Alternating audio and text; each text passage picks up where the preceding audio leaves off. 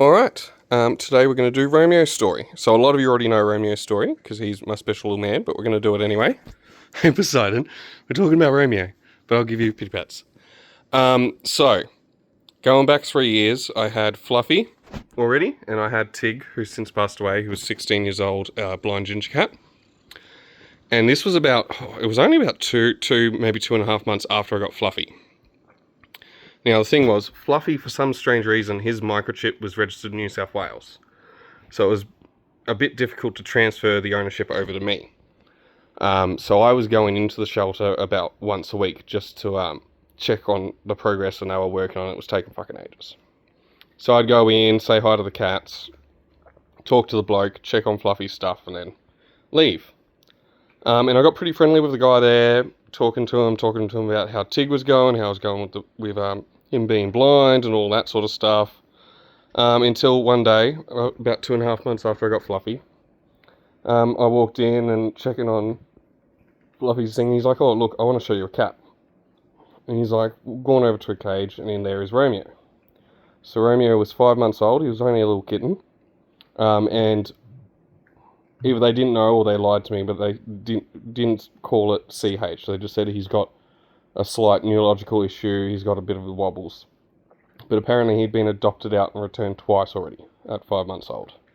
Because the people took him. I don't know if the shelter did the same thing they did to me, sort of downplay his issues, and then they couldn't handle it, which honestly is fair enough. That shelter was a bit dodgy and it's since been closed down, so don't worry about that.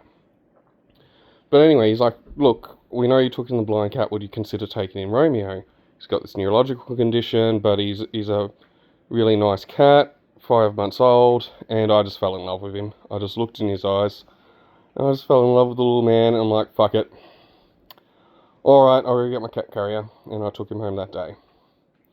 And then they turned around and stung me with when I was adopting him for the adoption fee. They're like, "Well, he's a kitten, so he's kitten prices," and they stung me for $250 for him. Yeah, but anyway. So I brought Romeo home, little 5-month-old kitten. Took him to the vet. Quickly found out that he had cerebellum hyperplasia.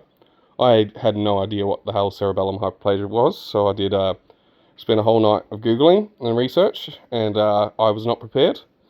And we figured it out as we went, sorry. And we did pretty well. I've made some mistakes along the way, and definitely figured out a lot of things.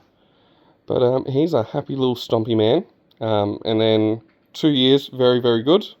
And then we had a mystery illness at the beginning of this year that he almost died. He was ended up being in the vet hospital for 7 days on a drip.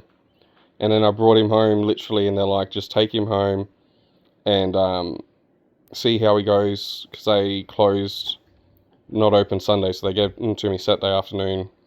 And they're like, "Just see how he goes, but you're probably going to have to bring him back up in Monday to put him down, or he's going to pass during the night," because he was that sick. And then as soon as I brought him home, he perked back up and he got better. And then 3 months later, he injured his paw, and now he's got hyperextension in his paw, and we had to teach him how to walk again because he was immobile for 3 months, and I was his full-time carer, carrying him around, holding him in the litter tray while he poops. And we got very, very close, didn't we, Romeo? Didn't we, darling?